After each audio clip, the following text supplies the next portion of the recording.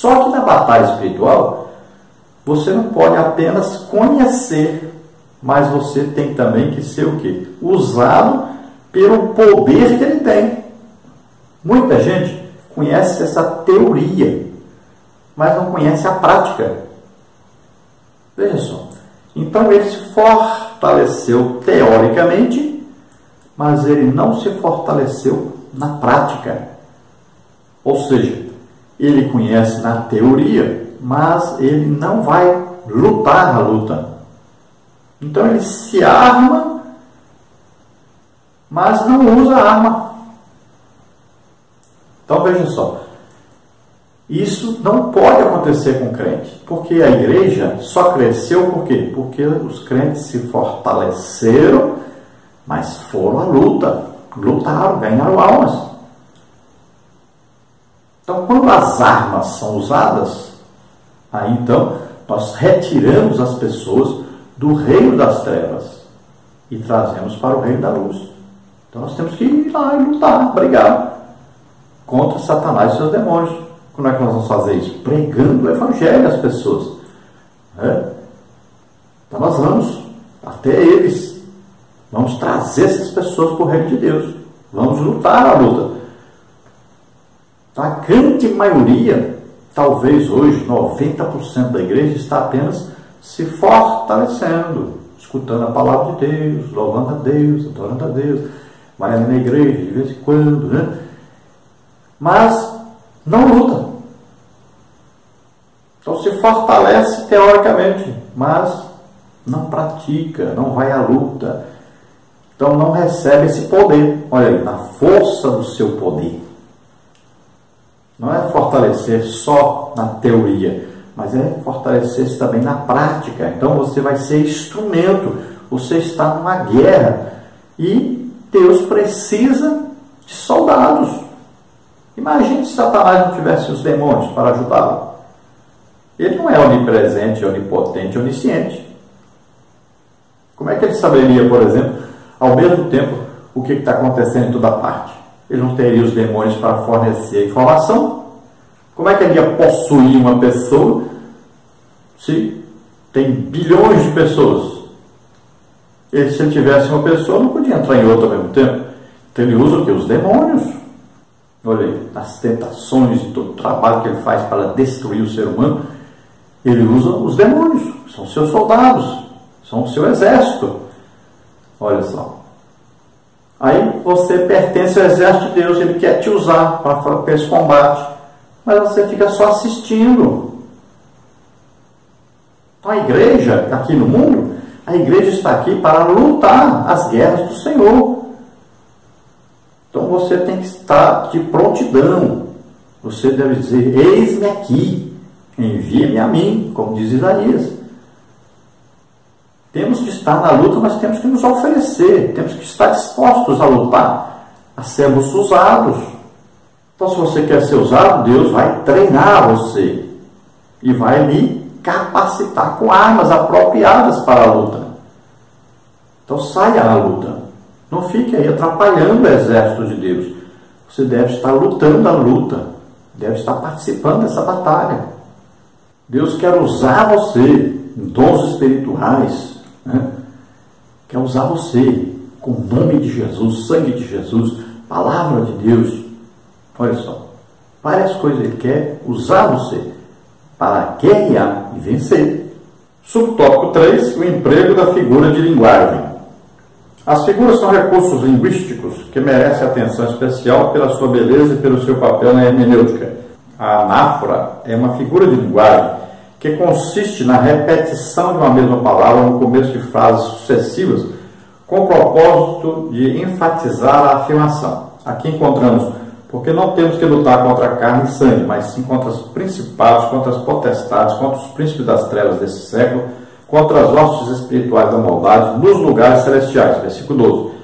Nessa anáfora, a preposição grega pros, contra, é usada 5 vezes para reforçar a ideia de que a esfera principal de atuação do príncipe das trevas não é apenas, como muitos pensam, a prostituição e o crime, mas principalmente no reino das religiões. Trata-se, pois, de uma batalha espiritual. Então aqui fala da linguagem que o apóstolo Paulo usa e repetir várias vezes a palavra contra. Ele poderia apenas dizer assim: vocês vão lutar contra aí Satanás e seus demônios. Pronto. Mas ele especificou usando a palavra contra em cada uma das coisas que ele vai repetir. Veja bem que ele poderia dizer assim: vocês vão aí, a luta de vocês é contra isso, olha, contra carne, sangue, principados, potestades, príncipes das trevas desse século, ossos espirituais amaldiçoados nos lugares celestiais. Mas não, ele introduziu a palavra contra em cada um desses temas, separando cada um, para a gente entender claramente que cada um deve ser estudado, cada um deve ser aí colocado uma batalha contra especificamente esse departamento. Então ele separa em departamentos aí o exército do inimigo. Veja bem, e a primeira coisa importante que ele vai dizer que nós não lutamos contra carne e sangue, o quê? Contra pessoas, mas contra Satanás e os demônios. E ele vai dizer que existe uma organização então no reino de Satanás e ele vai separar cada um. Nós vamos ver mais detalhadamente isso dentro dessa lição. Vamos ver então o tópico 2, a dependência de Deus. Subtópico 1, somente pelo poder de Deus. Subtópico 2, o revestimento da completa armadura de Deus. Subtópico 3, os métodos do diabo. O apóstolo emprega uma metáfora militar para explicar o que subjaz no mundo espiritual que não é possível perceber na superfície. A presença de todas as mazelas na humanidade é real e indiscutível, mas a fonte de toda essa maldade, Paulo esclarece nessa seção. Não pode haver vitória sem a ajuda divina, e é esse o apelo apostólico. Então existe uma luta travada, mas se nós olharmos só para a nossa frente, vendo as pessoas, a gente não percebe a batalha, o reino espiritual que existe. Então é preciso olhar de maneira geral, de maneira espiritual. A guerra é espiritual. Então nós devemos entender que existe o reino espiritual. Então ele tem aí Satanás, todos os seus demônios. E eles estão trabalhando para matar, roubar e destruir. É só isso que eles vieram para fazer. Então nós temos que enxergar isso e lutarmos contra isso. Olha, para isso o Filho de Deus se manifestou, para desfazer as obras do diabo. Então ele vai fazendo, nós vamos desfazendo. Colocou a doença em alguém, nós vamos lá e oramos, e a pessoa é curada. A pessoa não conhece Deus, nunca ouviu o Evangelho, nós vamos lá e pregamos o Evangelho, para ele ser salvo. Então é assim, nós vamos desfazendo, ele vai fazendo, nós vamos desfazendo. Alguém ficou endemoniado, nós vamos lá expulsando o demônio. Olha aí. Então a igreja está aqui para desfazer as obras do diabo, trazer as pessoas do reino de Satanás para o reino de Deus. Então nós estamos inteiramente na dependência de estarmos em comunhão com Deus, porque o poder vem de Deus. Subtópico 1, somente pelo poder de Deus. Nenhum ser humano tem condições de sozinho enfrentar os demônios e sair vitorioso. Os demônios existem de fato, mas não passam de um inconveniente diante do poder de Jesus. São entidades destituídas de poder na presença do Senhor Jesus, como está aí em Marcos 1, 23 a 26, 3, 11 também. No entanto, os humanos não podem desafiá-los com suas próprias forças.